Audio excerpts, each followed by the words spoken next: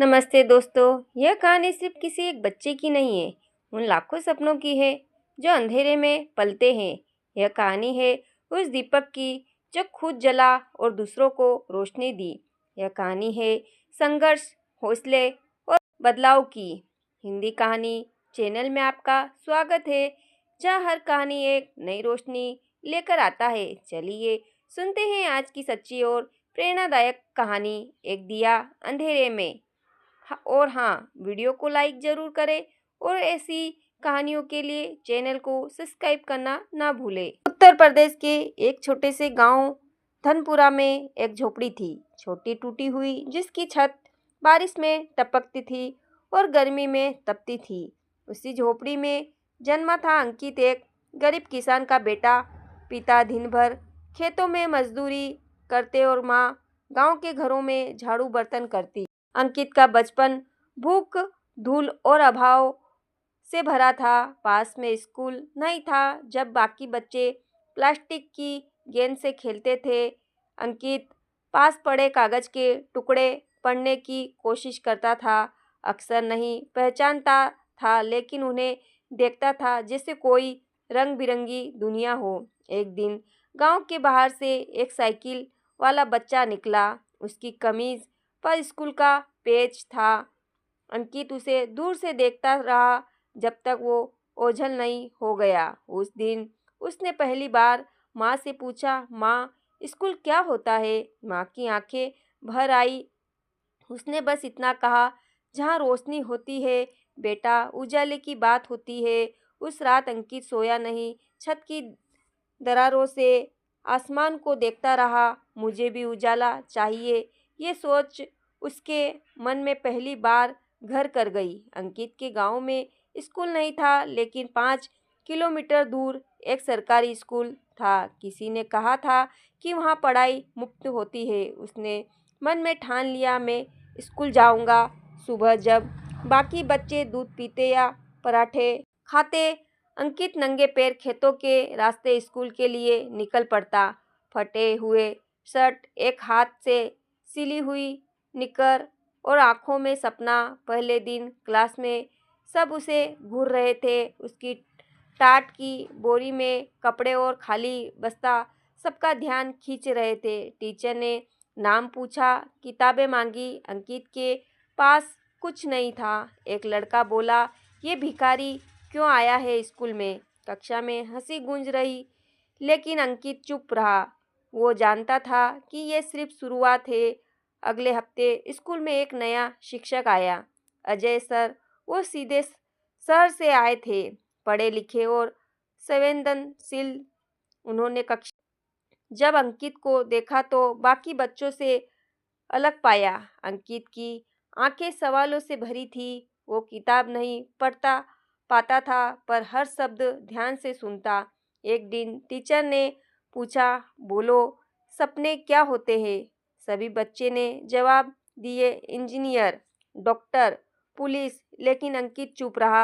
Ajay sir ने पास जाकर पूछा, तुम्हारा सपना क्या है? अंकित बोला, मुझे अंधेरे से डर लगता है सर, मुझे उजाला चाहिए। अजय सर थोड़ी देर चुप रहे, फिर अपने बैग से एक पुरानी किताब निकाल कर दी और बोले, ये तुम्हारा दीपक है, इसे जलाना तुम्हारे हाथ में है। अब अंकित की दुनिया बदल गई थी। स्कूल के बाद वो खेतों में काम करता और शाम को दिया जलाकर पढ़ाई करता। पैसे नहीं थे, लेकिन जिद थी। कई बार भूखा सोता, लेकिन किताबों से दोस्ती बनी रही। पढ़ाई के लिए वो मंदिर में जाकर बैठता, जहाँ थोड़ा उजाला होता था। वहाँ एक पुजारी ने उसे देखा और एक पुराना लैंप दे दिया। अब उसका पढ़ाई का कोना भी बन गया था। हर परीक्षा में वह अव्वल आता, लेकिन गांव वाले अब भी ताने देते, पढ़ लिख के क्या करेगा, खेतों में ही तो काम करना है। लेकिन अंकित को अब इन बातों से फर्क नहीं पड़ता था। अंत 10वीं का रिजल्ट आया। अंकित ने जिले में टॉप किया। पूरा गांव हैरान था। अजय सर की आंखों में गर्व था, लेकिन अंकित अब भी शांत था। उसने कहा, ये तो बस पहला दिया है सर, अभी तो पूरी रात बाकी है। स्कॉलरशिप मिली और अंकित को शहर में आगे पढ़ाई का मौका मिला, लेकिन शहर में रहना आसान नहीं था। वहाँ भी मजाक उड़ाया गया, लेकिन अब वह हर ताने को प्रेरणा बना चुका था। अंकित अब गांव छोड़कर शहर आ गया था। एक छोटा सा हॉस्टल, 4 लड़कों का कमरा और ढेर सारी किताबें। उसे यहाँ सब कुछ नया लगा। बड़ी इमारतें, तेज बोलने वाले लोग और अंग्रेजी में बात करते हुए छात्र। वो खुद को फिर से सबसे अलग महसूस करने लगा। क्लास में जब टीचर अंग्रेजी में कुछ समझाते तो अंकित चुपचाप सिर्फ देखता रहता। धीरे धीरे उसने समझना शुरू किया, बोलना सीखा। कई बार मजाक उड़ाया गया, लेकिन अब वह जान चुका था कि तुम्हारी हंसी मेरे रास्ते की दीवार नहीं, मेरी ताकत है।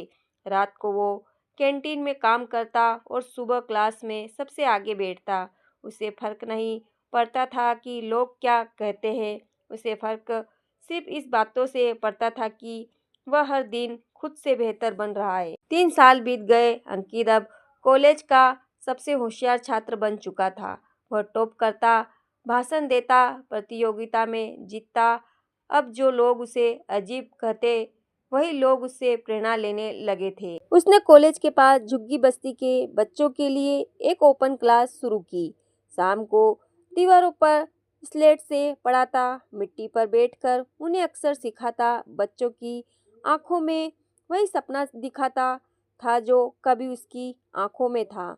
अगर मैं जल सकता हूँ तो तुम सब भी रोशनी बन सकते हो। यही उसकी हर क्लास की शुरुआत होती। कॉलेज खत्म होते ही उसे एक बड़ी मल्टीनेशनल कंपनी में नौकरी का ऑफर मिला, लेकिन उसने मना कर दिया। लोग हैरान रह गए। कोई समझ नहीं पाया कि वो इतना बड़ा मौका क्यों छोड़ रहा है।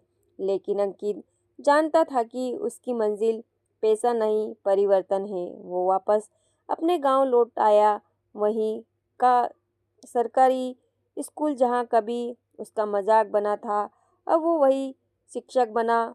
पहले दिन जब उसने कक्षा में प्रवेश किया, बच्चे उठ खड़े हुए, लेकिन उसकी आंखें ढूंढ रही थी उस टाट की बोरी को, उस कोने को जहां वो कभी बैठा करता था।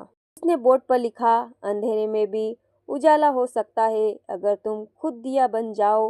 गांव में अब भी बहुत से बच्चे स्कूल नहीं जाते थे। किसी के पास किताब नहीं तो किसी के पास चप्पल नहीं। अंकित ने फैसला किया कि वह एक छोटी सी लाइब्रेरी बनाएगा जहां कोई भेदभाव ना हो। अपने थोड़े से वेतन से कुछ दान लेकर उसने एक पुराना कमरा किराए पर लिया और उसमें किताबें रखी। नाम रखा दीपशिखा। दीपशिखा में हर बच्चा बिना डरे आ सकता था, पढ़ सकता था, सपने देख सकता था। वह हर बच्चे से कहता, किताब दीपशिखा अब सिर्फ एक लाइब्रेरी नहीं रही थी, वह अब गांव के हर बच्चे के भीतर जलती उम्मीद बन चुकी थी। बच्चे स्कूल के बाद वहीं आते, कहानियाँ पढ़ते, कविताएं सुनाते और अंकित हर सर से जीवन की बातें सीखते। एक दिन एक लड़की आई, नाम था रुचि।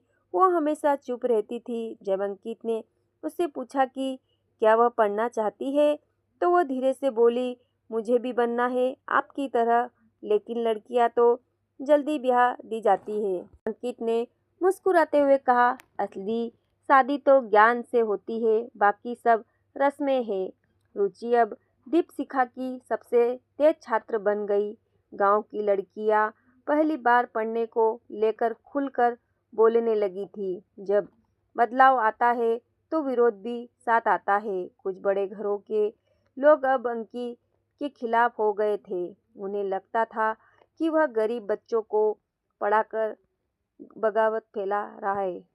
गांव के प्रधान ने तो यहाँ तक कह दिया, ये लड़का गांव को बिगाड़ रहा है। पढ़ लिख कर ये बच्चे हमें जवाब देने लगे।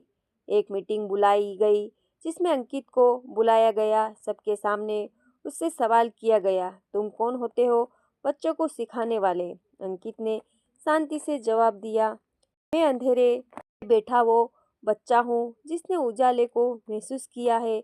अब मेरी कोशिश है कि कोई और बच्चा अंधेरे में ना रहे। तो दोस्तों, क्या आपने भी कभी ऐसा अंधेरा महसूस किया है जहाँ उम्मीद की कोई किरण ना हो? यकीन मानिए, बस एक दिया काफ़ी होता है उस अंधेरे को हराने के लिए। अगर ये कहानी आपको छू गई हो तो इस दूसरे तक ज़रूर पहुंचाएं। हिंदी कहानी पर हम ऐसे ही कहानियाँ लाते हैं जो दिल को छू जाए और सोच बदले। वीडियो पसंद आए तो लाइक करें, शेयर करें और चैनल सब्सक्राइब करें। फिर मिलेंगे एक नई कहानी के साथ। तब तक याद रखिए, आप भी किसी के अंधेरे में दिया बन सकते हैं। धन्यवाद।